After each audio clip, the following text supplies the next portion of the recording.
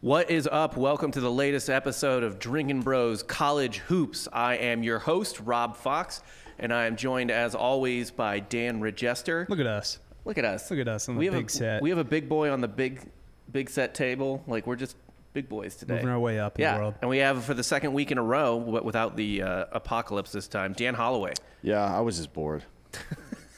I don't care about you two assholes. I just want to talk to Alex. How'd you pronounce it? Monaco? I'm just kidding. Alex Monaco from Colin Cowherd's network. He's a professional gambler. He's got great hair. Yes. So, I mean, here we are, guys. Yeah, we have Alex Monaco here. And wait, are you the guy from Ancient Aliens? You know, it's a great guess. I'm a little too young to be the guy from Ancient Aliens. Yeah, it's your father. Yeah, but it's your dad. I'm going to get somebody out there in my the Will drinking. Ferrell stepbrother. Yeah, somebody out there in the Drinking Bros community photoshopped this dude next to the Ancient Aliens guy. And we're going to post that on the interwebs. It's already been done within the first 5 seconds. Oh, yeah, it'll be done before the show's over, I guarantee you. Can I morph into that when I hit a 5-team parlay this week? That's what I'll turn. Yes. Ancient Aliens. I have to ask off the top, Alex.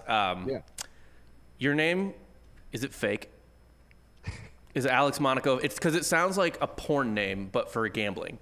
Like, it sounds like you, like, it's like... it's a stage name, yeah. Like an Italian, kind of like Davy, I don't know, cup of gravy or whatever the fuck. What leads you to believe that is it too on the money? Yes, it's too on the nose, because Monaco's... Too casino Sam Rothstein, if you will? 100%. Alex Monaco sounds like a stage name. Well, that's pretty good. It's pretty good instincts over there. It's actually my mom's last name. I cannot make this up. I'm half Jewish, half Italian, 100% confused. A lot of guilt over here. But I'm from San Diego originally, grew up with the last name Weinberger, started doing comedy, moved to Hollywood, changed it to Monaco. So it is my mom's last name. Let me stop you right there. So you moved to Hollywood and changed your name away from a Jewish name. After going to Catholic school for a cup of coffee with the last name Weinberger. See, if you went to school under Monaco, Jay Wright might have recruited you.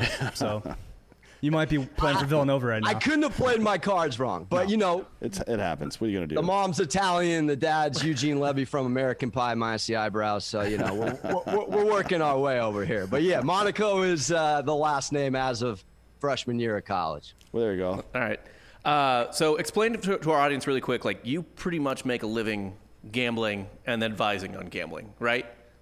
Well, it's a loaded question. All right, my friend. I would say yes. I am hosting a daily gambling show on Colin Cowherd's new Volume Sports Podcast Network. Shout out to Colin, the OG, opening the official Johnny Stockton doors for me to spread my wins, my emotional losses, and then some. But yes, I've been gambling for a few years. Actually started on an MGM TV show actually called The D Gentleman Show with my good buddy Brett Ernst, headlining comedian on Cobra Kai. Javon Curse was on the panel, and the VP of Racing Sports at MGM. So I got my start there, pretty much going once a week to the Lion's Den, I like to call it. The Mandalay Bay Sportsbook is where we filmed. I would say I lost many a times before I won. So I don't want to sit here and say I'm, Johnny Two Hands over here getting, 10 for 11, but 57% is technically a professional gambler. Mm-hmm. I am absolutely working my way there. I would say from a content perspective, I'm a little more stronger than I am with the overall keeping the bankroll. But hey, we took the Bucks in the under, so we're doing all right. So we every week on this show, this is a college basketball show, right? How much do you gamble college basketball? I got Syracuse plus 5.5 today. Sorry about the Duke 3-game win streak. No Jaylen Johnson, baby. I gotta take the orange. They had one fucking let's come together game, but that's not. Back. Yeah, you can't sustain that shit, man. With your best beat Virginia. That's crazy. Yeah, you got to go against that zone defense too. Plus Virginia's throws you out of sorts. Virginia's a little like up and down this year. They have a new offensive system. They're not the same old Virginia team that they're just a little flakier this year, I would say. So what do you look for though when you're like gambling college basketball? Are you more just on lines, over unders? Because we're big under guys. We love college basketball unders because they fucking you don't suck. Hear that every day. Yeah, they suck at basketball. There's like always a 40% chance that there's going to be a 5-minute stretch in a college basketball game where they just kick the ball out of bounds the whole time and not even brick, airball threes. We like rock fights. Have like 7th grade CYC turnovers type of shit. No, I like it. I mean, I'd say the over on the, you go Big Ten or ACC or SEC, you got to be a little more careful. Like yesterday, Michigan, Ohio State, that obviously cashed the over. But I think the under makes a lot of sense. These are kids 3 years removed from getting their driver's license. I mean, do they really know how to put a ball in a basket 35 feet out consecutively like the Nets? I mean, those FanDuel 3-for-2s where you get 2 threes in the first 3 minutes or first, 3 minutes, 3 threes. You don't see that too often. I like the under approach. But for college basketball, I'm a big go to Vegas insider, look at the trends. I mean, I think you can be safe a lot of the times by taking the points. I mean, especially in those like Marquette, Seton Hall, all those games. It's just, rivalry-esque. You can get away with taking the points, but I like the under. I can tail you on that. But in college basketball, like, they do not give up. You could be up 7 or you could be up 19 with 30 seconds left. They're going to foul. So you're always running the risk taking those points. Yeah, absolutely, for sure. I mean, the fouling, you guys have any takeaways on how they could increase the game flow a little more towards the last 8 minutes when they get in the bonus? I mean, who the heck wants 65% free Stop throws? hiring dog shit referees. Like, it's just a lottery. It's not, there's no like rhyme or reason to it. It's just like it's like it'll hit like the 17th minute in the second half. And like, all right, we got to start calling fouls. Like, let's just start blowing whistles. The fix is in. That's a real question. I'm looking at some of these numbers for some of the teams this year. Baylor, for example, 47% of the time under, right? Yeah. That's a team that's Texas Tech. And they dump 52. it in too. Yeah, Texas Tech is 52. Oklahoma is 57. Tech plays good defense. Tech plays. You said Oklahoma hits the under 57% of the time? 57.9% of the time. They have a really high rated offense actually, which tells me that. So probably just lines are overreacting. Yeah, probably, the lines are but that's overvaluing them. Yeah, that's how it works though, right? Yeah, Yep. They kind of get a little too excited about that. What would you feel safer betting an under on? Two teams that like Wisconsin, Texas Tech, two teams that like don't even want to have more than 50 possessions in a game, or a game where you think like Vegas might be just overreacting to like how like a Gonzaga and like when they play Baylor. Yes. Yeah, I mean, it's a good question because, like, I'm looking at the line right now for today. I mean, are they already?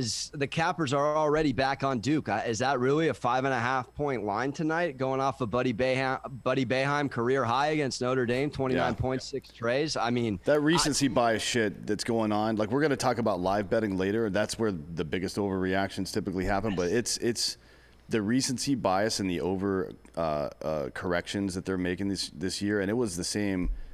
Particularly with the overs in NFL this year, nobody hit overs this year at all, right? It was very bizarre. Like I don't know why there was such an overcorrection this year as compared to some other years. I just never want to put my money on Buddy Boeheim.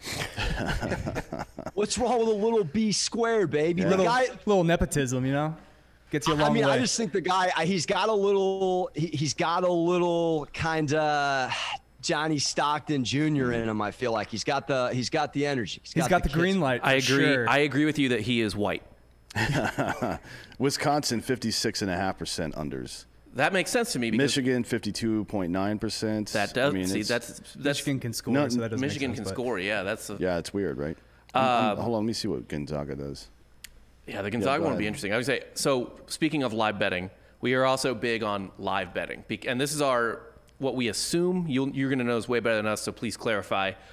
We kind of assume that, when they're setting lines for pregame or whatever, there's a lot of thought and research that goes into it. They like kind of know things better, but the live lines are a little more algorithmic, a little more reactionary, and we feel like that's a better way to take advantage of lines a lot of time. Is like, say Ohio State's playing Michigan yesterday, and for whatever reason, let's just say it happens. Like Ohio State was a dog, 1.5 points, I think. Let's just say Ohio State goes up 3 or 4 points, and the line swings back to maybe now Michigan is plus 1.5. But like, why wouldn't Ohio State have a lead for a little bit in that game, right? Like Michigan's not. I hear you. I mean, I like to call it's strategy when you fire before, and it's an art form in the live betting world. I mean, I really think it is a skill that's separate from being able to sit there and cap a game like a professional, because you're watching live and you can prepare all day long on what you thought was going to happen, like the majority of the public thinking the Chiefs were going to win the Super Bowl. And then you're watching and you're like, all right, the front seven for the I mean, I'm using a football example, but in basketball, it's fascinating because, and I always say, I pump it on my podcast too, you can really Costanza double dip in this live betting world. You can literally middle. And so in college basketball, it's fascinating because it's slower, like you guys alluded to. This is I guess this is the unders club over here. So we'll talk humbly. But essentially, like you just alluded to, if you get a team that is favored that goes down and you get an opportunity to take them with a couple of points, or the other way, you can even protect yourself on both sides. I mean, basketball is a perfect example for how to maximize live betting and win not once but twice. And just to give a little education, like let's say the line is 1.5. Michigan, hypothetically speaking, goes all the way up 10 or 12, double-digit-esque. You can take an Ohio State somewhere in the plus 5.5, 7.5 range. They get it all the way back to tied. You can double dip and go take Michigan, or let's say Ohio State gets the lead. Now you're protecting, potentially, depending on how big the swings were, up to like 12, 15, sometimes even 16 points on both sides. Now, obviously, you win 1-1 if they both don't hit, but it's a way of kind of hedging your bet if you didn't like what you did before tip-off.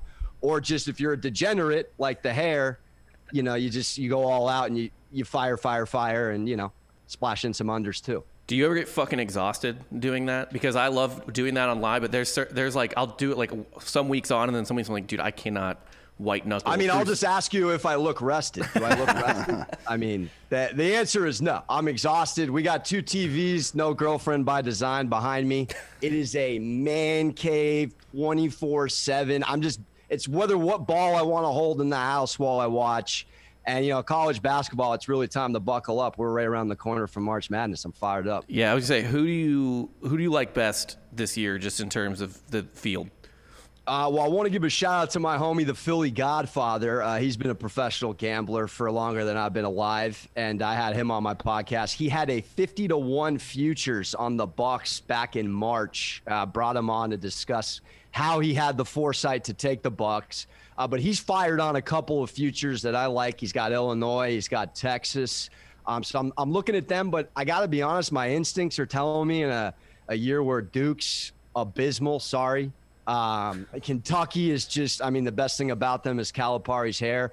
I got to go probably Gonzaga at the moment if I were to fire on one futures, just because, they haven't even lost. Like, this is a team that's clearly, with the homie Mark, well coached. They've been there many a times. They haven't got over that like Elite Eight, Final Four hump.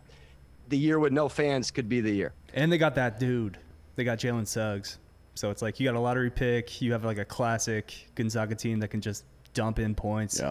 It's really unfortunate that Baylor Gonzaga game didn't happen earlier in the year because, that's the one that I was looking at before the season even started. I'm like, holy shit. That's in college basketball especially, unless it's Duke, North Carolina or some shit like that back in the day, seeing a 1-2 matchup that early in the season isn't really common, right? No. And got 3-4 yesterday.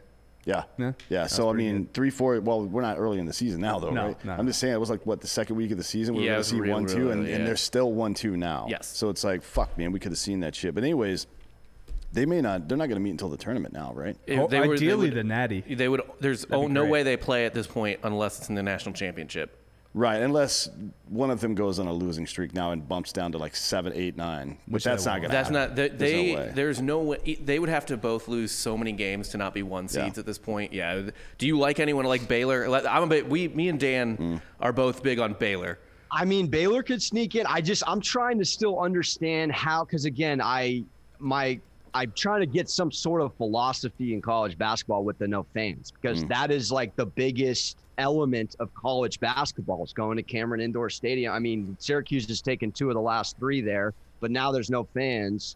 So I just feel like mentality wise, like Michigan State, all these trends, like them going against Rutgers, I'm 0 for 2 on that series this year, just because the numbers and all the history of how they've performed at different stadiums, it's out the window during COVID because there's no freaking fans. So I'm still trying to get a gauge. I'm really going to be dialing in here on how it's going to go. I don't know how many fans are going to let in. for the tourney. Well, it's going to be 25%. 25%. So it depends on the arena. They're playing all over Indiana, and most of those arenas in Indiana are probably like 12,000 instead of 20 or more. Like they're going to play. The Final Four is going to be at a much larger place. That'll be at Lucas Oil. Yeah. So, but the regional places. I mean, maybe one of them plays at Lucas Oil and they get a lot of fans. But if they're playing at these smaller places around Indiana, it's going to be like 10,000 people maybe, right? They should do the whole thing at the Hoosier Gym. Yeah. I mean, do you guys find it interesting that Michigan State, Duke, Kentucky, all these teams that just have zero blue bloods, advantage, they're not delivering at home. Michigan State's weird to me because Michigan State's not a freshman reliant blue blood. It's not weird to me that Duke and Kentucky are fucked because like these are like literal high school kids pretty much. That we're already 1 foot out the door, and now didn't really get like a good camp in with COVID. Yeah, didn't really get to connect with their team the whole. Were you guys Jaylen Johnson fans? Were you bummed to see him go? I don't know. We talked about it last. We don't care. I'm more like upset. I'm not upset about him, but I think like the automatic, always pro player movement, that's kind of been going on the last few years. That's kind of annoying. Like automatically he's right. Like I'm on his side for the most part, but at the end of the day, like being kind of bullied by the rest of social media, or whatever, that you got to be pro player. It's kind of annoying. Yeah, you can never be pro coach. I mean, they're not getting paid. It'd be one thing if, I mean, he's about to be a millionaire, so fuck it. Like, let him do what he wants. But like he's a lottery pick, like who was described to be Ben Simmons without the athleticism. So like, which is just a human being. Yes, just a tall guy. I think that's an unfair comparison because he's shooting from 19 feet right now, but he's sinking. He's only taking like 20. He's taking like 19 threes. He's taking like 20 threes this year, which is 19 more threes than Ben Simmons. Yeah, so. exactly. But he's probably being told not to shoot the three. I would imagine so. Yeah. But which is stupid, by the way. If you have a guy like that's dynamic, has good court vision, and he can stretch the floor, and you're not using him that way, you're a fucking idiot. Right? I just think he got bad intel. Maybe. I think he should have kind of finished the season out, like helped his draft prospects. Yeah, I'm just wondering if this year is going to be about the best coach because there's so much out the window. Like, who is the best coach? Do you guys feel that going into the tourney? Probably Mark Few. Yeah, I would say Mark Few. And with that said, I don't trust Scott Drew at all. Yeah, Dan is very anti-Baylor, whereas me and Dan Holloway are your pick for the championship, right? I think they're going to win. I just, it's how many times in the history of the NCAA tournament have we seen this unbeatable team come into the tournament and get fucking knocked out in the second round or something like that? I don't even know if Gonzaga's going to make it. They are. I think they're a machine. I mean, they seem unbeatable. Watching right Gonzaga, they're like an NBA, like a bad NBA team right now. Yeah. where Baylor's like a really good college team. Maybe I have PTSD from the Chiefs. Right? Yeah, right. Yeah. Like you guys were on the Chiefs big time. I mean, look, I wasn't heavy on it, but because you never know with Tom Brady, and the Tampa Bay defense was the real X factor there, obviously. I mean, so I just have another not a theory, but I feel like on that game where they're getting action on both sides, they know it. I feel like you just have to look, and this will be interesting to see as the tournament play gets kicked off in college basketball. But that line at -3 Chiefs, if they made it the other way, which you potentially could have after hindsight, I think you wouldn't have gotten the public heavy on the Chiefs. The -3 messes with the gambling brain because and just from other professionals, a lot of people fire on recency bias. So they see, the Bills got knocked out the Arrowhead Stadium door. They looked like they didn't even belong there. They got creamed, and so everyone's like, all right, well, recency bias, they look great. But if you set the line at Bucks -3, then you start to play with your head. You're like, well, Vegas got Brady favored, da-da-da-da-da. But, I don't know. I studied 5 days. I did a podcast every day of the week on my first week on the Volume Sports talking about the game. So I feel like I studied for a test and got an A. But, once you looked at Eric Fisher out and Mitchell Schwartz out, and I got to be honest, I hate you guys tell me this if anyone's a father or married with kids over there. When Tom Brady kicked Giselle out of the house, that was the greatest move in the history of the Super Bowl land. I mean, we've never had a team at home, and then you're telling me the most dialed in, biggest I would say number one prep person outside of maybe Drew Brees in the history of the quarterback position and Brady.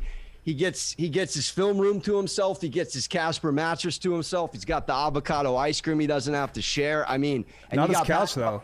Antonio Brown's on his couch. Yeah. Patty Mahomes is a newlywed. His wife's pregnant. It's like, I'm sorry, who's sleeping better at night? It became an easy. Well, I mean, my theory was my theory. I guess that's a weird way to say that. I mean, the stifling nature of the Bucs front seven in particular, and then two people on one side of the line missing for the Chiefs should give anyone pause. But it's Patrick Mahomes, man. I mean, I think he shit the bed big time. There's no way.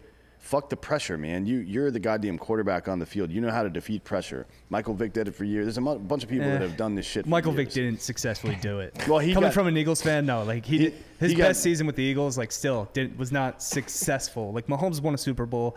At the end of the day, your line is the most important part of for sure. Team. There's no question about that. But there's ways to get around that. You have McCole Hardman and Tyreek Hill running slants all day. That's a fucking half-step drop. There's no fucking reason. And I guess more blame goes on Andy Reid because he's the one play calling. Yeah, it's on Reid. It really did look like they game planned like they had their normal line. Yeah, it's stupid. So Andy Reid isn't one of those guys that's known for not waiting until halftime to make offensive corrections. He does it sometimes in the late first quarter, right? No, he's already doing the stuff people do at halftime. So. I guess with the Chiefs, but with the Eagles, his rap was great before the game, never makes adjustments in game. Right, but that's not how he's the last 3 years with the Chiefs. That's not how it's been. He kind of defaulted back. He went to the back. Eagles, It's like fucking Russell Westbrook getting panicked at the end of a game, a close game, and to start jacking up threes from half court and shit. Relying on his athleticism. He went like fucking full on hero ball, I guess. Yeah. Andy Reid, that was a huge mistake. He lost that game for those guys for sure.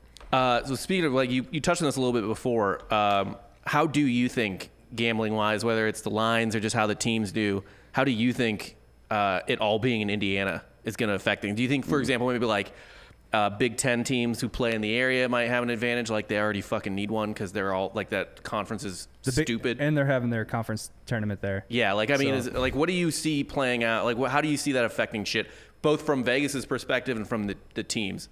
I would say that's a good question. I would pay a lot of attention to where the public is in Indiana because you're going to have a lot of homer picks for hometown teams. And I think, like, looking at, not to plug the Super Bowl again, but the public was heavy on the Chiefs. So going into Indiana in the tournament, could see a lot of Hoosier heavy. I mean, they lost as a dog the other day to Michigan State, a 7.5, 8.5 point spread, I believe, in favor of them. And they look like they're having tough times stringing together 2 straight W's in convincing fashion. But I think you'll see a lot of, and this is what I've learned, and I'm still a student over here. I mean, I'm studying the greats, trying to be great. And what they'll say is to really pay attention to not just the public, but also try to see there are trends. I mean, back-to-backs aren't as, prevalent in college as it is in the NBA, but I think with Pacers too, I'd expect a lot of homer picks, and a lot of people bet with their heart, which is when I lose. I mean, I'm like a half signs guy. Like I see, I see a sign, I'm like, all right, well, but the reality is it isn't. It's about being soulless at the sports book, and taking no prisoners, going for jugulars only. And I really feel like if you can take the extra time to just study a little bit, because most people, and this is a tip I got from that Philly Godfather guy, it's like when you're going to buy a car or you're going to buy a house, you're looking at every nook and cranny. And when it comes to betting, it's like we fire in 2 minutes. So, if you do the Chris Berman 2-minute drill, it's not going to go well. Right. But if you take the time and just like, Vegas Insider is a great website for hoop trends. They give you morning hoop trends every day for college and NBA. I'd recommend checking them out. And, you can study the FanDuel lines and see who the public's on. And a lot of the time, I mean, Vegas wasn't built off of winners. So you can make a decent living if you fade the public. The public is correct, but not always. Going off of that, though, the more gambling's kind of come to the public eye, I'm kind of convinced the sharp versus square side, there's a lot of like false flag operations out there now. And I'm just kind of like, I'm kind of woke to it that like, oh, they're going to tell us the public side, or they're going to tell us like where the sharp money is. I don't know if I necessarily buy into that anymore. You think these are all Redditors that are trying to bankrupt Robinhood or whatever the fuck? Yeah, like they're trying to get you on that stock. They got like bots out there. There's so many. I think there's some gambling bots out there that are like, oh, this is the sharp side, this is the square side. Doesn't it seem to you like there's maybe this is just anecdotal, but I feel like there's a huge anti-Big Ten bias this year. Like everybody I talk to seems to think that Big Ten teams are mediocre and they're just beating up on each other. Yeah, sure, the games are good, but they're going to be competitive against these other teams. I don't know the answer to that, but it does seem like the fact that the games are all going to be played and Big Ten stomping grounds might cause some more of that to happen, right? That if anyone thinks that, they're fucking high, because the Big Ten is really fucking good. That's loaded, what I think too. Yeah. I think they've got 4 legit teams in that conference and a couple of close to legit teams. They've got, like, that conference has 14 teams. Probably 8 of them are capable of making the Sweet 16. They're just a tournament team, too. I mean, that conference always shows out. I mean, just go down the list of years. I mean, just haven't won a title though since Michigan State.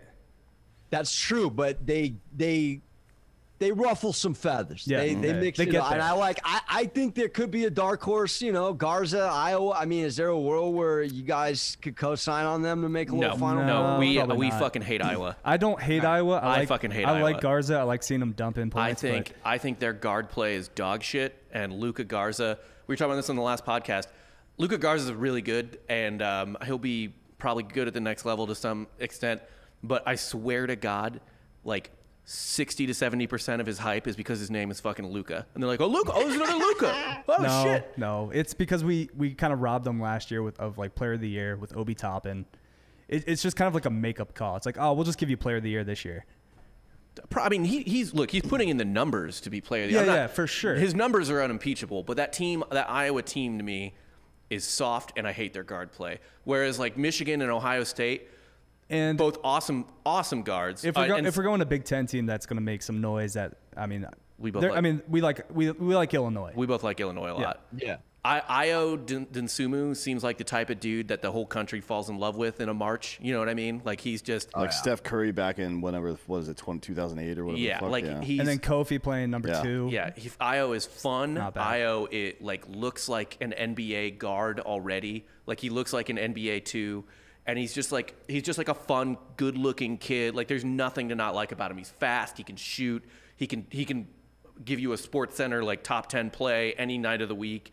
I think Illinois, it would be a disaster for them. Like it would take a disaster or a really bad draw for them to not make the Elite Eight as of right now. For me. I guess I'm from San Diego, by the way, so my hometown team is San Diego State, and of course the year we finally, I mean, I haven't recovered since the '98 freaking sweep of the Yankees Padres over here, let alone being in recovery as a San Diego Charger fan. Well, one time we got an opportunity to be a 3 seed or then some, they canceled the tournament. Yeah, a lot of teams. Infuriating. But I like my boys. I think they're going to make a run.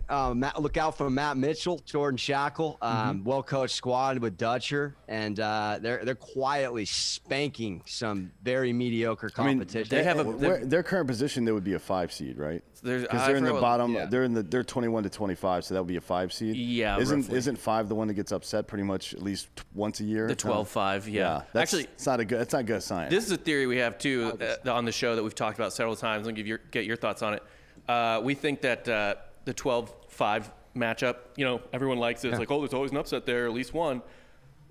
Do you think they kind of set it up that way now? Like it's become a narrative and they kind of want that like exciting? A self-fulfilling prophecy? No, I mean, I just want to know. I want to be a fly on the wall with what the hell goes on in that committee. I mean, it's a fascinating. I've always wanted to know. I mean, are they doing what you guys are?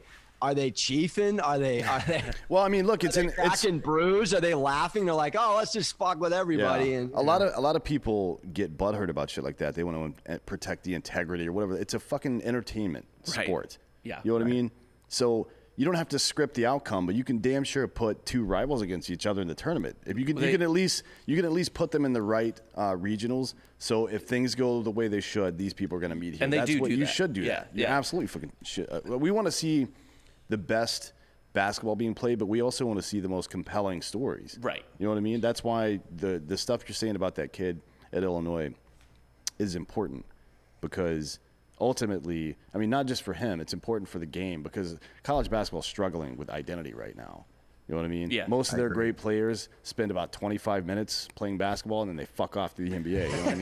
Yeah, So because it's most of their players go professional in something other than sports. yeah, mostly Real estate. Yeah. Real estate, yes. It's all real estate. Where do you guys lie with the college football playoff? Do you want to see it be an Elite Eight?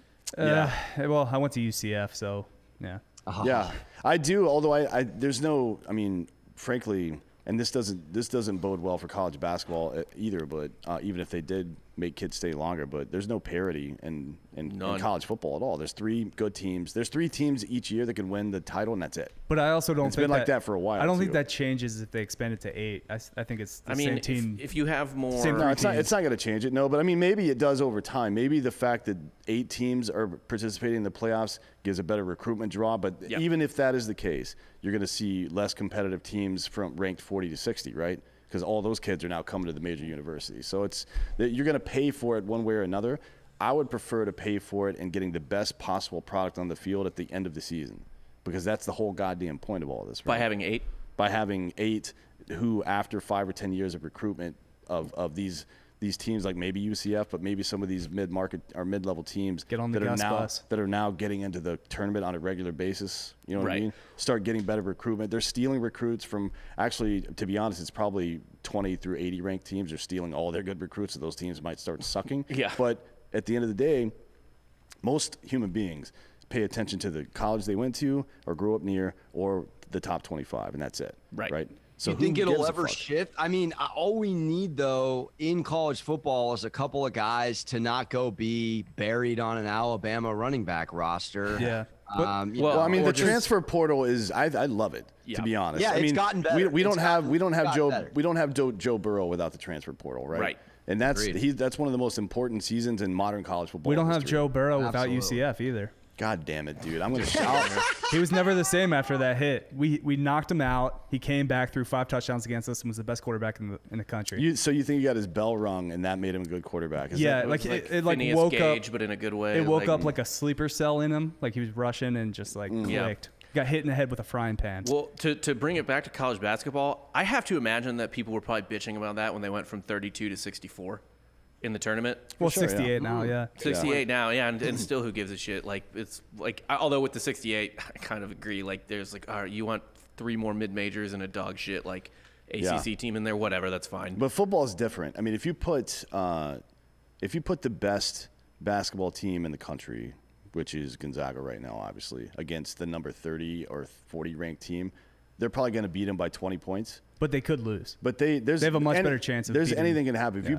If you put fucking one of the top 3 college football teams against anybody, that there's no way that team can beat them. It would take Modern history shows us that there's like maybe a 5-10% chance that they could lose. You have to play a perfect game. Even Coastal, a perfect game. Yeah. Coastal this year against BYU had to play a perfect game to beat BYU. So I don't think Isn't it fascinating though? Like that's to interject, but just the idea that like Saban's quarterback, I mean, he's won so many gosh damn times, but the quarterback, I mean, I'm curious to see where Mac Jones, how he blossoms, but I mean, you go down the list, it's like, we don't even have an Alabama a McElroy. Yeah. How many guys that just like Ohio State's the same way though. Who are the big Ohio State NFL quarterbacks?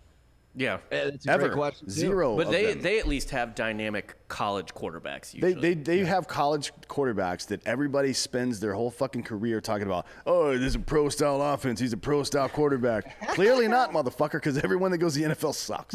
Every single Cardell one. Jones is looking for work. We'll see about Dwayne Haskins. I think there's a chance he could turn it around. He's got the body for it, but no chance. he's just going to bounce around from mid team to mid team and never really have what I would call a genuine opportunity to be good. You know what I mean? I mean, What would you guys change in college football to make it a better product? Like, would It's you got to be. limit You start with the scholarship? expanded playoff. I think we're also. I would start with the expanded playoff, but I think we're also just kind of like in a fucked up time where something weird is that like it's. We've it's discussed like this. how would you change the Olympics because of Michael Phelps? Like we have Nick Saban in there. We have and 3 it's- good coaches in college football, and everybody else is like a Right. high school gym teacher. Yeah, I mean, Yeah. college football is all about Look, it's 80% recruiting, right? Being able to get the right kids coming to your school, and then being able to motivate and stay on top of people like that. Look, an NFL head coach is responsible for 10 people, maybe, right? His top level coaching staff, and that's pretty much it.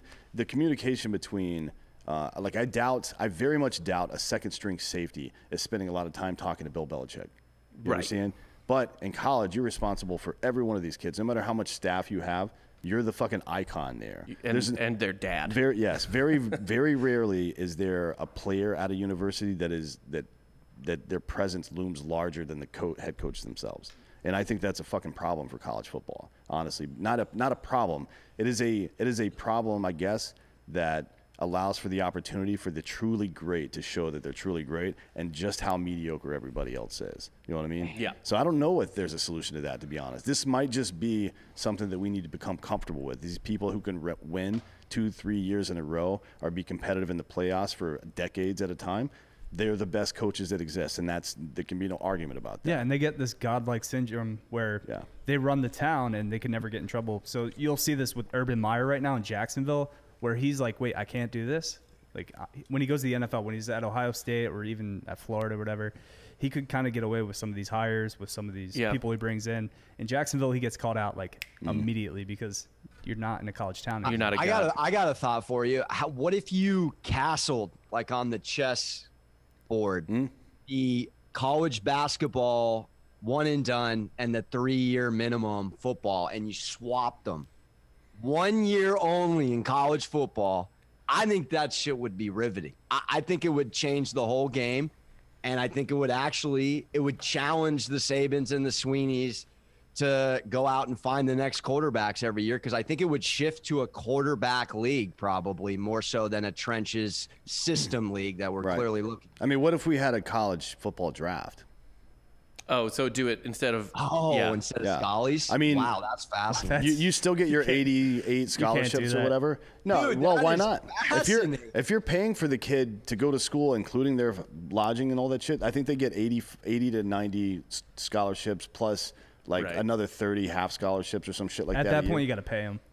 So fucking pay them. It's legal now. Yeah. You might as well fucking pay them. I mean, goddamn, it's legal. It's just it's legal for them to profit off of their image and shit now. So there's 120 colleges most of that them play D1 most football. of them are probably barely worth their scholarship, and then there's like 15 to 20 of them that are like worth hundreds of thousands. I mean, you got to if you were to do that, obviously you would have to set the price accordingly. If the kids go into school for free and they're getting an extra 10,000, it's another 10,000 they weren't getting before. So fuck them, man. So the best recruit in the world goes to fucking like Akron with the first maybe overall if pick, they want to come out and pay him fucking. I mean, obviously there would be a cap on that shit, but if they wanted to come out and pay him more than anybody else is willing to, then absolutely, that's the way. That's how you bring.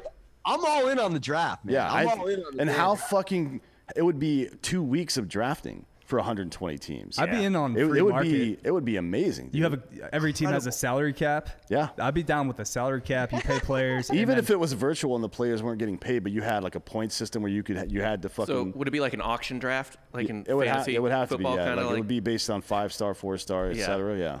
But then you're at the whims of the people setting the star ratings as well. You know what I mean? So there'd have to be some kind of decision made there. And those star ratings oftentimes get for basketball and football get artificially bumped up by who all of a sudden starts recruiting them. Right. Like if it could be a 3.5 star. Also, and then what all of a sudden, camps they go to. Yeah, it could be a 3.5 star, and all of a sudden like Duke in basketball or Alabama in football starts looking at them, and 247's like, oh fuck, no, they're a 4-star. I mean, imagine the content ESPN would have if there was a college football draft. Right, and in the middle of shit, in the middle of baseball season when nothing's going on. Yeah, that's when it would happen. It would happen right after the NFL draft, right? Yeah, probably like a month after that, May, or June, something like the that. The SEC would be so mad. Fuck them. Can we get 100,000 signatures for this? You got one right here, baby. We could get. Yeah, well, our show alone could probably. Yeah, we could do that. That's what I'm saying. Yeah. I think this is a riveting. I think we're making some headway. Hey, we got to do some sponsors real quick, just to pay the bills. Pay the bills. First off, we got KillcliffCBD.com. KillcliffCBD.com. We like the Joe Rogan one, especially, right? The spicy pineapple. Yeah, it's what does it say? It's right there in the front. Flaming Joe. That's the Flamin' Joe. Yeah, it's the best one, I think. It's. I used to be a big fan of the Orange Kush for a number of reasons. One, because I like orange flavored things. Also, because Kush means weed, and I like that too. So Now it's the Flaming Joe, which I don't know what that says about me. You just Big like Rogan Joe. guy, yeah. Just a big flamer. Yeah. Kill Cliff CBD. First off, it will, as Ross always says, it will not make you piss hot. So it'll chill you out, give you the CBD you need, but you will not test positive for marijuana or anything if you're in the Army or a police officer, first responder, that type of stuff. Kill Cliff CBD, man, it's great. Use the promo code Drinkin' Bros on their website. That's killcliffcbd.com. We're also stocked full of the energy drink too. They're not our. I don't know if they're a sponsor or not, but I like the energy drink a lot. Same company. Yeah, it's the same company. You can go to killcliff.com, and the same code works with the same discount. Yeah. And next up, since we got our professional gambler on here, mybookie.com. Mybookie.com is where we make all of our picks for college basketball, college football, the NFL. When we're feeling really degenerate, like baseball or something fucked up like that. Well, I just had a golf bet, so. Golf, I love betting baseball. I don't know if you guys remember this, but last year in the playoffs, I called the first 13 goddamn games in a row. What? So baseball is not that hard to call, but it is when you get on a bad streak, you get on a bad streak. I feel like because that's happens to me. I'll get like 9, 10 in a row, and then all of a sudden it'll get weird. And the playoffs are people like Ross says the playoffs are easier to bet in. I think it's way more difficult because let's say you have Kershaw going, right? Yeah. Like, all right, good job. Kershaw's going. In the playoffs, that's kind of maybe not the best example, but even if he pitches 4 great innings, if the game tempo changes somewhere, if they have a long inning in the 5th, right?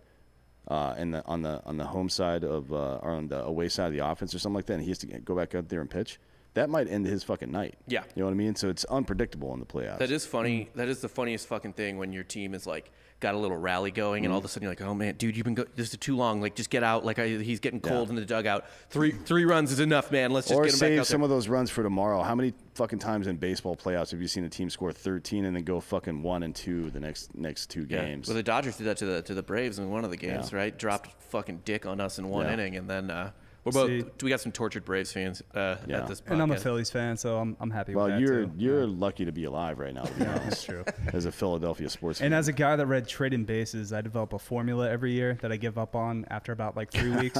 So it's always good. Anyways, on my bookie, you can bet on pretty much anything, to be honest. Yeah. I would say with the one thing with baseball, I would be more comfortable with player props than figuring out what happens in a game. Yeah. Are you a player prop guy at all? I'm an everything guy. We fire on. I got a Sevilla La Liga bet going on right now at 12 o'clock Pacific, right after Liberty cashed first half and covered this morning. I'm a big player prop guy. I mean, I think with baseball, I was in the playoffs. It was fun to do first guy to hit a homer because the odds are gorgeous. But yeah, I mean, I got to hear about this 13-game win streak. What were you just doing the superstition thing, wearing the same thing? No. Shower? How'd you do it? No, I'm autistic, right? So it's my favorite sport, but I spend a lot of time just playing game scenarios out in my head, and I just make some charts with some numbers on it and then make a decision usually.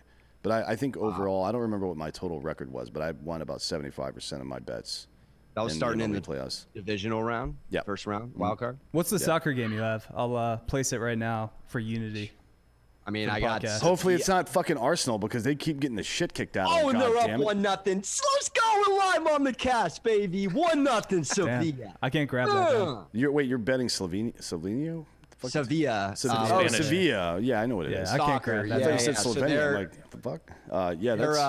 They have the number 1 D in La Liga. They haven't lost in 7 road matches, and they've won 9 straight after losing Atletico Madrid. So even money coming off a loss to Borussia Dortmund. But soccer will rip your soul out because it does all the time. I went 1-1. If you guys are soccer guys, you don't have to go too much into it. Our producer is, This is where it makes no sense. All right, producer, I mean, tell me what the hell happened, because PSG shits on Barca, comes back, loses to AS Monaco, my last name, yesterday. Then you got Bayern losing to Eintracht Frankfurt.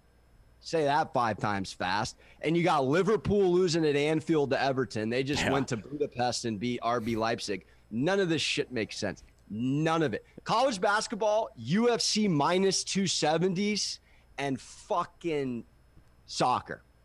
It has been very bizarre this year. I'll say that. I mean, the UFC on Saturday. I had Blades to win in TKO KO, and what was I think? I mean, I said it on my cast. If there's gonna go one way, Lewis's way, it's gonna be with his Bowser right fist, and I disrespected him. I should have called it the Hulk. Tied the most UFC knockouts in history. Did you see that uppercut? And then he just ended his life on the ground when he was already flat as a board. After looking like Bambi on ice skates for 2 rounds. Well, he was feeling it out, I guess. That's what's so crazy. And it's interesting. You guys ever live bet UFC? Yes. Yeah, I love live betting UFC. That was wild. Like in the Usman fight, he was minus 170 against Burns after the first round, and he jumped to minus 800 after 2. So if you liked Usman, you could have nabbed him at minus 170, which was better, minus 270 odds than pre, because Burns was battling in the first round. And he was minus 170 after he got knocked out or like knocked down? Yeah, after the first round, because they don't really pop up until after the rounds. So yeah, in between round 1 and 2, Usman was minus 170. I know Burns probably should have finished him in the first. Yeah, see, that was fascinating, because if McGregor did, I mean, that pop out the gate, why didn't he jump down his throat right then and there? It was like a respect for being from the same camp once upon a time. I don't know. McGregor is. I think we all agree it just lost the edge. Yeah, what does he have to fight for? Yeah, nothing. Do you think being nice, like, what is this BS? Like, I don't know. He's too nice, so he lost all. I don't know. Why is he nice? I would be surprised to see him fight again. To be honest, I don't know why. They're gonna run it back DP. Why, for the third fight. Why? I just want him to murder Jake Paul. That's all I really care about. I mean, anybody. I'm not a fight fan, so just why? I got Jake Paul over Ben Askren, so. What? I can't get into this. Swallowing the juice, huh? That's like he's like minus 270 or something. I love the juice. Give me the juice. All day. Yeah. We got one more sponsor real quick. Ghostbed. Ghostbed.com/drinkingbros. Go there. Get a great deal. What is the deal exactly? Well, they've got a couple. So their President's Day deal still going on. It's 40% off a bundle package. So you get any one of the mattresses plus the adjustable base, 40% off. Plus you get 2 free pillows with that.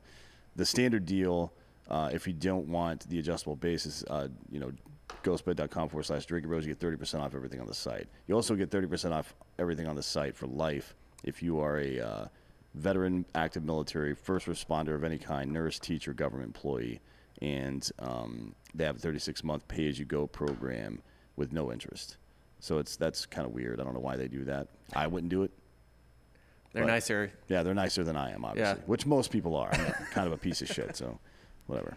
Yeah, ghostbed.com/drinkingbros. We got one in the office. We love it. I slept on it for a week. So. Did you fuck on it while you were here? No. I smell so bad. I haven't like before yesterday. Take before a I went to the fucking gym.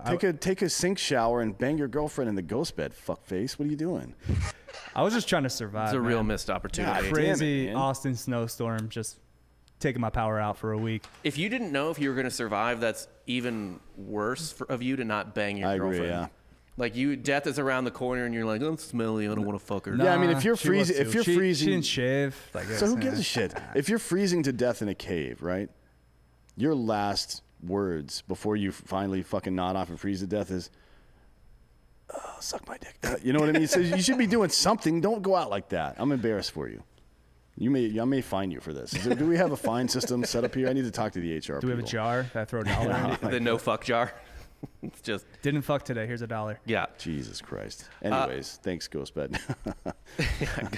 Ghostbed's fantastic. Yeah. All right, now we're gonna get into some picks for the coming week. I kind of want to hear your thoughts on them. These are college basketball games upcoming this week. These are all lines. Obviously, the lines usually don't drop till the day of, or maybe a day before sometimes. Right. But so we base it off KenPom. Do you fuck with KenPom at all? I'm not necessarily, but I will now. KenPom.com.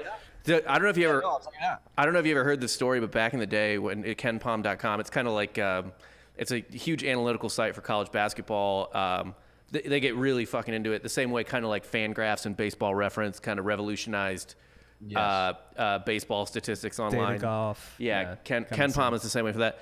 And the first year or two that it existed, Vegas didn't know about it, and their algorithms were better than Vegas, and a couple couple sneaky pros were making a killing off of it, and then Vegas found out what was going on, and now their lines usually match really, really closely. Like Ken Palm lines are a pretty reliable indicator of what the game line is going to be.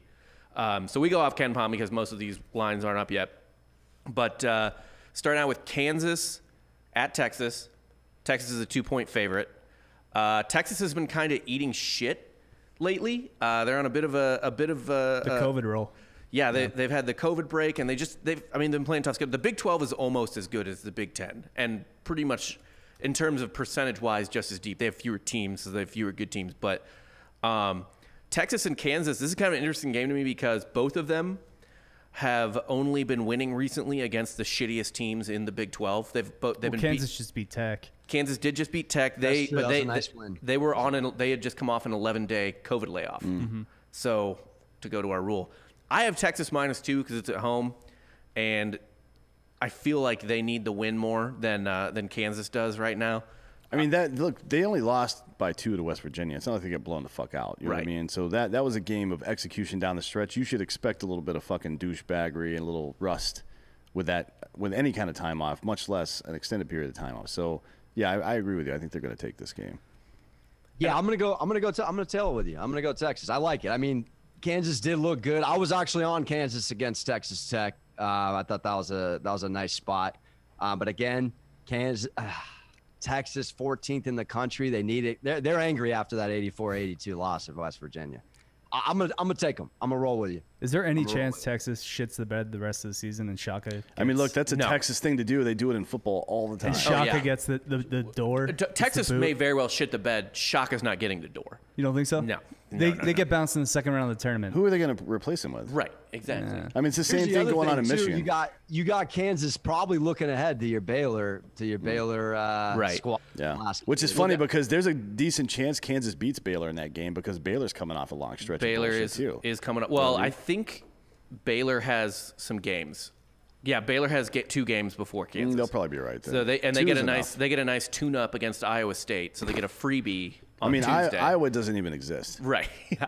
That state doesn't exist. They do have to play, and these are both home games too. They do catch West Virginia on the 25th. That could be a tough one. That one worries me, but more than the Kansas game does. But yeah, I got Texas -2 on that. Even though both of them really fucking need that game, I'll go with the home team. West Virginia at TCU. West Virginia is -9. This feels like a double-digit win to me. That's when there's a line. I hate lines between I hate 4 to 5 point lines. You just hate TCU. I do hate. Yeah, fuck TCU. I don't know why. But I mean, West Virginia. If I see a game and I'm like, this has got to be a double-digit win, I take it usually. Yeah. I'm not on that one. I'm not on either side of that. I don't believe in West Virginia enough. I mean, they've been on the climb recently, but I think it's not real because other teams that have missed games have been losing and going down, and I think that's why they went up and not because they're a better team. So I'm not confident. I think that's. I'm not saying on your part it's recency bias or anything like that because look, TCU sucks anyway. They just came off a loss to Kansas State, who is barely a Division I team right now. Right. In fact, they lost to a Division II team this year, I believe. Kansas State, yeah. Yes. I just don't believe in West Virginia enough to give them 9 points in anything. That's fair. I actually am a little worried about, like he said, where someone said the other game, they might be looking ahead to Baylor. Yeah, it's true. Yeah, they've got them on Thursday. What's the day? Yeah, Thursday the 25th. Yeah, this could be a game where TCU fires up a 3 at the buzzer, backdoor covers, or fouls. Yeah, just Well, not foul, but a little backdoor cover. Yeah. What do you think? I'm swallowing the 9, baby. I mean, they're coming off that huge win against Texas. Dude, did you guys see that 91-90 game the other game? I'm in soccer mode over here. Did you see that game the other day? That was Oklahoma, West Virginia. Crazy, yeah, Oklahoma, West Virginia. That was a good game. Oh my God, that's a bad time for the under, gentlemen. 91-90, dude. That's a Wizards freaking. Well, Oklahoma 58% of the time under. Yeah, right. That's true. West Virginia only 28.6% of the time. Really? Yep. They hit the over almost every time. That's wild. Yep. That's good to know. I'm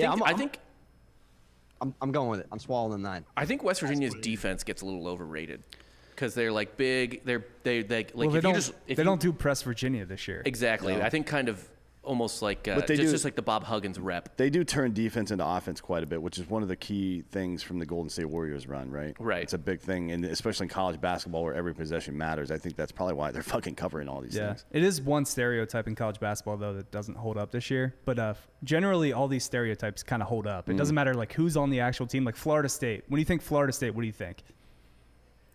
Large, athletic, can't shoot. Yeah. It doesn't matter who's on the team. It's going to be super athletic, super disappointing in the tournament. Maybe gets knocked out in the round of 32. I'm curious to see where the full court press comes in, like because Syracuse was down and they outscored Notre Dame the other last game 40-12 with 15:50 left, and they were down big. So that full court press 40-12. That's the stat I love. I try to look at like one or two stats to stick out for me for the games of why I'm taking it. That's why I'm going on. I mean, most college basketball teams, some NBA teams are like this, but most college basketball teams have a 7 or 8 man rotation, right? I mean, like a legit rotation. Garbage time is a different story, but if you have a team that is less talented, but you have a 10-man rotation, like a legit, all the guys are pretty good at that, you can run that fucking full court the whole game if you want. Yeah, but we've seen teams do it before. You throw any little wrinkle or small wrench into something for college, like kids shit down their leg. Oh yeah, they do not know how to handle any type of adversity or like any type of change. Especially not these days. No. I'm sure that the old UNC teams in the '90s probably could have handled it. Yeah. They would have just dunked on people. What they wouldn't have done is called a timeout with no timeouts left. Michigan, get fucked. I still remember. The North remembers, assholes. What's now next? they're coached by one of those dudes. Yeah, I know, right? Alabama at Arkansas. Arkansas has been real fucking hot, and they're a dog at home. Plus Arkansas +1 is what I'm on. Also, Arkansas. I forget the dude's name. I meant to look it up, but they have some impact player who they in the 5 games he's missed, they're 1-4, and all the other games they're pretty fucking good on it. Alabama. This is we talked about this last episode. So, and you mentioned this earlier about the Big Ten. People are like, is the Big Ten good, or are they just all mediocre and beating up on each other? I think the Big Ten's really fucking good. The SEC is doing the same thing as the Big Ten, wherein they're all kind of eating each other, except the SEC's entirely mediocre. I watch a lot of SEC basketball because I'm a Missouri fan, and all those teams I watch, I'm just like, none of you look like they don't. Good they don't teams. look sharp. Yeah, I mean, Alabama's lost its last 2 games against ranked opponents, so they're another one that are climbing the boards. But I think that might be a little bit misleading because Houston got rocked and went down like 6 positions, and a lot of other shit happened too. So Houston lost to East Carolina. Come on, that's not a good. Hey, you basketball lose. team. There's something to be said, I guess, about the quality of your losses. If I see a team at the end of the year and let's say they're 20-10. But the 10 losses are all 2-3 point losses. That makes me very suspicious of that team's ability to close out games. You know what I mean? If their losses are big, that just means sometimes they lose focus. And in a 7-game series in the NBA, I don't care about that shit. I expect them to win 4 games in that series and probably lose 2 by double digits, maybe 15 or more, right? So it's I guess it's how you read the tea leaves. I think Alabama is a pretender up there at number 6, frankly. Wow. Oh, yeah. I think they're a top 15 team, but not a top 5 or I would 10 say team. there's going to be, well, at this point, the SEC's eating itself so much that they might not have any high seeds, anything higher than like a 4. That's not necessarily bad for them, though, to be honest. I mean, if you're a legit number 5 ranked team, if you should be there, but you're not there because the other teams in your division are beating you up, then you get that fucking 8-9 seed. Your pathway technically to the championship got a little bit easier right there, right? If you're a 10 or a 7, yes, because you're on the other side. Yeah. You're away from the 1. Yeah. 8-9, you catch the 1 in the second round. Yeah. But what do you think? Arkansas, Alabama? I just looked it up. I mean, 90-59. Bama routed Arkansas last month, my friend. That's a spanking. 3 players in double figures. I love Petty. I mean, the guy, dude, he's like Van Wilder of Petty's college dope, basketball, bro. How long has the guy been there? Literally. He was a freshman with Sexton. Yeah, he's been there as long as Draws was at PCU when Jeremy Piven played him back in the day. That's classic. Jesus No, I mean, Christ. it smells like a trap game because they only beat Vandy by 4, didn't cover last game, Bama that is. But I'm sorry, I gotta go Bama, dialing in here, getting ready to win the SEC tournament. Hopefully, If there's even a tournament. I say skip the conference tournaments. Just fuck it. Well, I mean, you don't allow for that mid-level team to jump up if they win the tournament, I guess, Yeah. or a team that or even make wouldn't have made noise it in the tournament. general, yeah. But fuck them. I'd They had rather all season to make noise. Exactly. Like, do you really need fuck your extra games? If they beat Alabama, does Eric Musselman go shirtless? Probably. Yeah, I think he pops He is top. a muscleman, so why not? No. You remember in Nevada? Never mind, we'll move on. Yeah, that's fine. I vaguely remember that, but yeah. Tennessee at Vandy, sticking with the SEC. Tennessee's at Vandy. They are only a 7-point favorite. This feels like a double. This is one of the ones I'm talking about where it's like I think they're a double-digit win. Vandy, like as an athletic department, is pretty checked out. Is Jerry Stackhouse still there? Like, has I he know not been fired yet? Scottie Pippen's kid is still there. Yeah, but I mean, Jerry Stackhouse, pretty sure he was on the edge of trying to get fired. Yeah, I mean, the whole he is still there. Nobody, like the whole athletic department's checked out. They've canceled a lot of sports. I can't imagine, and it doesn't feel like anyone's having fun there. Vanderbilt's had a couple interesting games, like in terms of like scaring some people. What are you talking about? It's fucking Vanderbilt, dude. I don't want to hear about this shit. God damn it. I'll swallow the 9. Yeah. The 7. 7, yeah. Fuck 7. I'm Vanderbilt. sorry. Yeah. Yeah, Vanderbilt's going to get rocked. Are you kidding me? I like it. Tennessee needs it, man. And Tennessee, that's the thing. Tennessee really fucking. They need this game to improve their position. They split with Missouri. They lost to Kansas, right? So they're like 1-2 against ranked teams. They need to fucking close out the season strong. And if they do have a tournament, they need to try to fucking win the goddamn. Oh no, thing. they beat Kansas. They did beat Kansas. Yes, so but what was the other ranked game they lost then? They lost to Missouri. They lost. They did lost to Alabama. Yes, and Florida. Florida, but Florida wasn't ranked at the time. I don't think so, but Florida's a high-ranked like the tournament selection committee likes Florida. Okay, so they're 2-1 then against ranked teams. Yeah. No, they're 2-2 because Alabama they lost to. So they got to close this out pretty strong. They've already beat Alabama once. That's probably hopefully they're not thinking about that right now. But after they win these next 2 games, they should be thinking about it, right? Because you have the confidence now to know you can go in and beat Alabama, who's currently ranked 6. If they went out, there's a good chance they're in the top 5, and you could beat that. I guess that's why you play these conference tournaments. Although every additional risk of exposure to COVID is going to make. I mean, I don't know if they're going to. They lost $1 billion last year. And if you look historically too, conference tournaments don't really affect seeding at all. No, the mid majors sometimes will get a team into the tournament that wouldn't have otherwise been there. Right. But like if you're a 5 seed before the conference tournament and you win 3 games in the conference tournament, it's not gonna. It doesn't really change your seeding. Another thing to keep in mind too, why it's fucking stupid to play these conference tournaments. The NCAA tournament is a TV moneymaker. Yeah. The conference tournaments are in-person moneymakers. There's a whole thing around them, like in Kansas City, the Big 12 tournament every year. It's like basically like a fucking festival downtown in the Power and Light District in Kansas City. It's the same way. Where the Big Ten and the Big Ten and the SEC has it in Nashville, like they are typically where they make their money is in-person events. It's the I was the old Big I was in East. Vegas for the Mountain West last year. You never see so many San Diego State. Wait, is WCC too, right? Is the Pac-12? Pac-12 does Vegas too, don't they? I thought it was WCC. Yeah. It might be all of them. I think they bounce around, but yeah. Okay. That was actually right when COVID was happening. It was crazy because I was doing an MGM event and then I flew back, and that was the end of civilization. Yeah, no, they're not TV moneymakers. They are in-person live events. It's really weird. Iowa, there's a lot of good games this week. Iowa at Michigan. Michigan -3.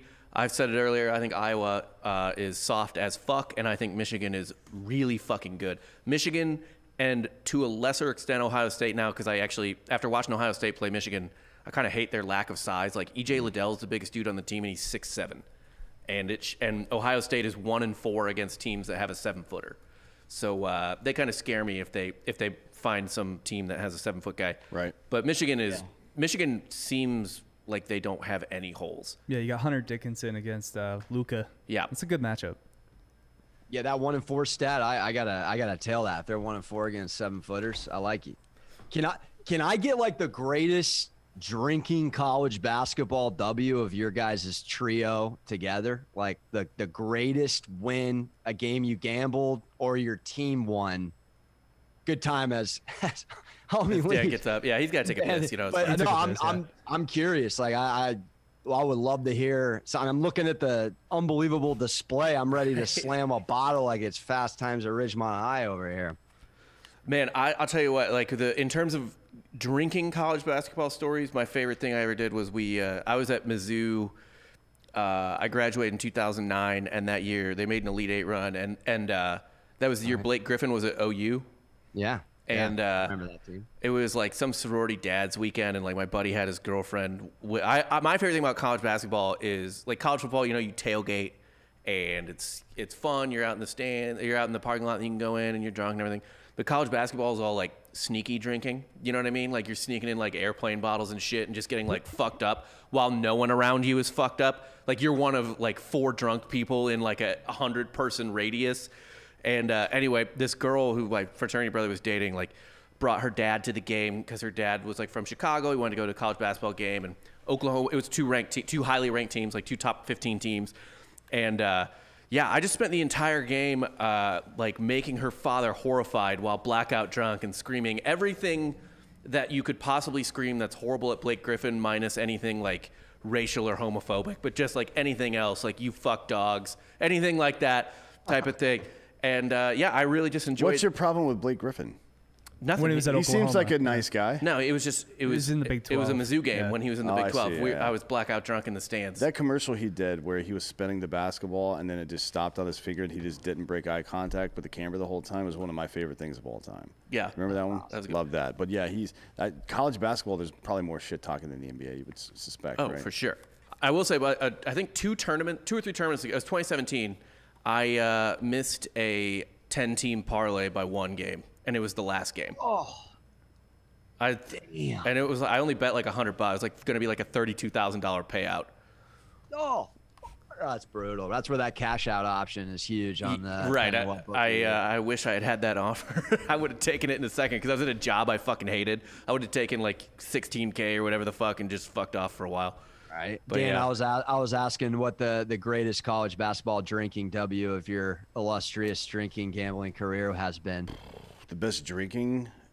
Doesn't have to be college basketball. I'm looking at that alcohol's got me in the mood to get, Well, I mean, I guess I don't know about for college basketball particularly, but I went to Penn State, right? 3 years ago, Ross and I went to the whiteout game. It was Ohio State at Penn State, and Penn State had dominated the entire game, and with like 30 Is this with Saquon? Yeah, Okay. with 30 seconds left. And Bosa was out at that point of the year, too. So Ohio State's defense was not what it was at the beginning of the season. I think he went out versus Texas Tech or some shit, or TCU earlier in the year, yeah. Anyways, I don't enjoy human misery, but I do enjoy when people who get way too into something get disappointed by it, you know what I mean? Like when everybody was butthurt about the ending of Game of Thrones, I'm like, it's a fucking TV show, man. Relax. You know what I mean? So I'm sitting in this. It was the biggest crowd Penn State's ever had, bigger than any game I ever saw.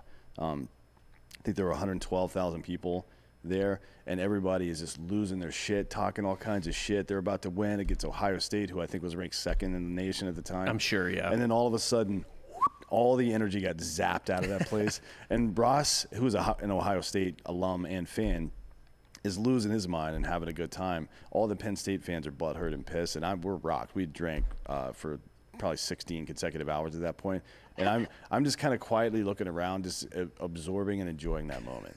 It was one of my favorite things of all time. I like that That's you like human misery more than you like your alma mater. Yep. No, well, fuck. I don't give a shit about Penn State. But no, it's not about the misery part. It's about the juxtaposition of Like a good anticlimax. Yeah, it's like all the way up and then snatch that. So Evan Hafer, the founder of Black Rifle Coffee, one of the things he likes to do, he's been trolling his dad for years. One of the things he really likes to do is to sneak little like father-son moments right up to the edge and then snatch them away.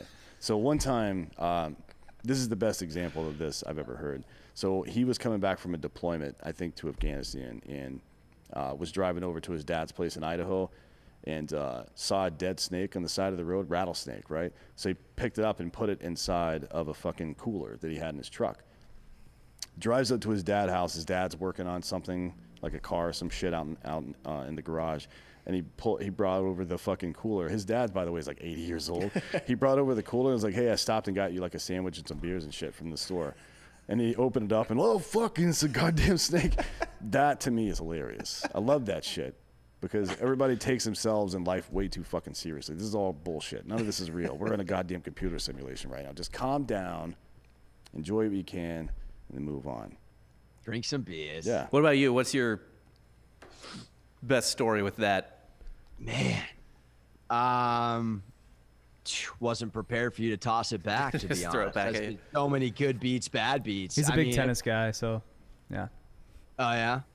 Oh, yeah. He loves betting tennis. I have not. I took the Joker and Osaka. I went 2 for 2 over the weekend. I mean, man, if there's a sport where you can predict the winner pretty fucking easily, it's what I want to do is the producer of our gambling show in Vegas made a living off of Nadal, the Joker, and Federer for like 3 years because they just that period where they're all at the top of their game. Yeah, I think they have like 58 titles since 2003, and the rest of the field has 14.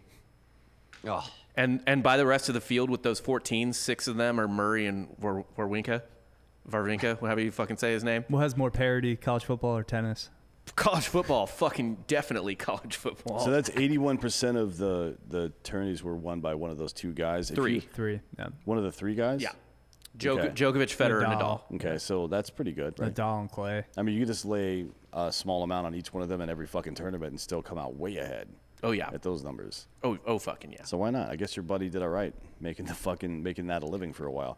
Who I don't know if we're gonna see that. I mean, you could bet that LeBron James is gonna be in the playoffs, I guess, every year. But other than that, I'm taking him to win MVP. I fired at plus 280. Now it's down already. I think it's a lock. Yeah. Unless Embiid decides to not sit out every third game. But do you think this is a legit MVP or kind of like a Lifetime Achievement Award MVP? It's a little both. Yeah. It's a little both. He's still playing really fucking well. Well, yeah, he's LeBron. I think he should probably have like 8 MVPs. He should hit a wall at some point. The same way Jordan should probably have like 5 or 6 or 7 MVPs. But yeah, I looked it up. There's like 13. I think Giannis is the 13th dude ever to win back to back. He ain't winning ever again. The last one was Steph Curry before him, right? Yeah, makes sense. Yeah, and then Larry Legend won 3 in a row. That'll probably not happen again.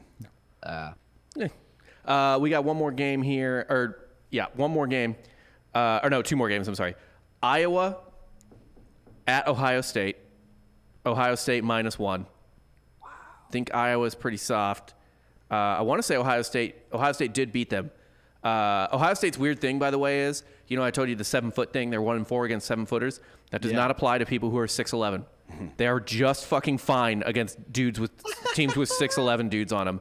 It's for whatever reason that extra inch just fucks. Also, Garza them. is probably 6'10". If he's listed at 6'11", he might be 6'9". Yeah, exactly. I think I can't see. Is Iowa going to go 0-2 back-to-back this week? I mean, in 4 straight. It sounds like a crazy proposition, but they're playing Michigan and Ohio State on the road. No, yeah. I like Michigan. I think I got to go Iowa in an Ohio State game at the moment. I mean, it's Sunday. It's a week out. I like to wake up and decide based off the Michigan. If I have to fire right now, I'll say they go 1-1 and beat Ohio State. I'm gonna say they lose to Ohio State. I just want to see Fran McCaffrey lose his mind again. That's always the best Iowa games. Speaking of nepotism, Fran's kid is a guard on Iowa too. Yeah, a lot of coaches' kids in the league. And then Nova at Except Butler. Kentucky, Calipari made his kid transfer. Good. I love that. I love that move. We got the line on Nova Butler. Ken Palm has it at 10, and Butler sucks. Yeah, and but you love to shit on Nova. I do love to shit on Nova, but Nova needs a blowout. They will. Nova needs a big boy win here. They'll be fine. Yeah, they should cover 10. No one's really even talking about Nova this year. 14-3 right now. They missed too many games. They had that month-long COVID break. I know. Kind of killed their momentum. Yeah, but them and St. Louis and Baylor. There's been a couple teams that have just lost. Man, they have the recipe though. They have a lot of upperclassmen. They got Nova beat Butler 85-66 earlier in the season. So hey, so this they have an Italian that can shoot. So that's just the Villanova recipe. It is actually. I'm looking at the last several MVPs in the NBA, and it's pretty fascinating. Giannis, the last 2. James Harden, Westbrook, and Curry, all of them had the highest PER in the league. Every single one of them. Wow. And now Embiid is about a full point ahead of Jokic, and LeBron's not even in the conversation. So why would he win MVP if that's the measure? It seems like LeBron is at 23.9, Embiid is at 31.7. That's not even close. Yeah, Embiid doesn't play every game. For sure, but Nikola Jokic does. The Joker does. And he's at 30.9. He seems like a way better candidate. I was to put money on somebody other than LeBron, it'd be. So you really do think this is like, is the NBA or the writers or whomever votes, they're saying LeBron's playing great this year, so we can get away with giving one more MVP, and he might suck next year. You think that's what it is? It feels the numbers don't say MVP to me, not based on the last 5 fucking years of voting. Where's Doncic at? Luka is at 26.8. He's which would be 6th in the league. Okay. He was the favorite before the season started. He's going to be the favorite every year he plays in the NBA, probably. I mean, unless he gets hurt, because he's such a dynamic player. He's one of those guys that will probably at some point have a stretch of 2 or 3 years of triple-double averages in his career. Oh, for sure. Right, so it's coming soon. And not, am I going to piss anyone off here? Not an empty-ass triple-double like Russell Westbrook puts up. Yeah.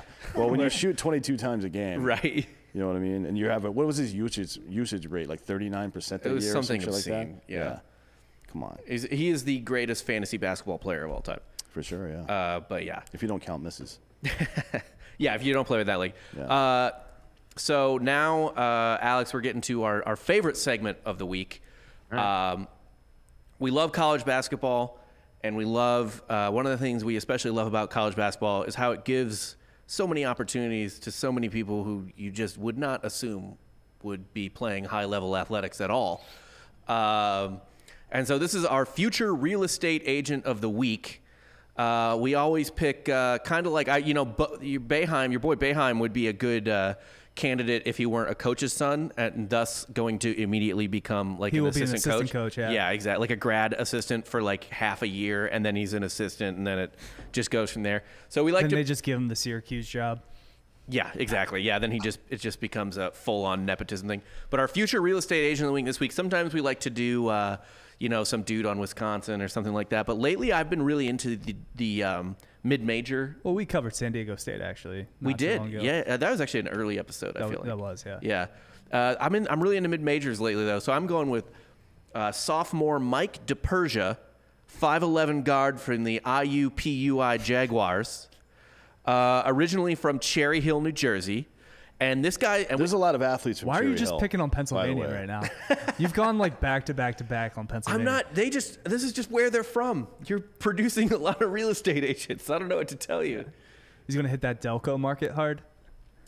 Yeah, he's absolutely going to go back and hit the Delco market. He plays, and he's not a scrub. He's not a walk-on. This isn't like, I don't like to pick on the walk-ons. I think walk-ons are impressive. This is like a guy who plays real minutes and contributes a little bit to the team. Only 5 points, but 4 assists, 3.5 rebounds a game, 30 minutes a game his sophomore year. And according to his LinkedIn, he is pursuing a lifelong dream of playing Division I basketball while growing my knowledge and connections at one of the best business schools in the nation. Well, good for him. Yeah. He is. It's not as impressive as the last LinkedIn we looked at, where one of the guy's skills was speaking English. But that was his only.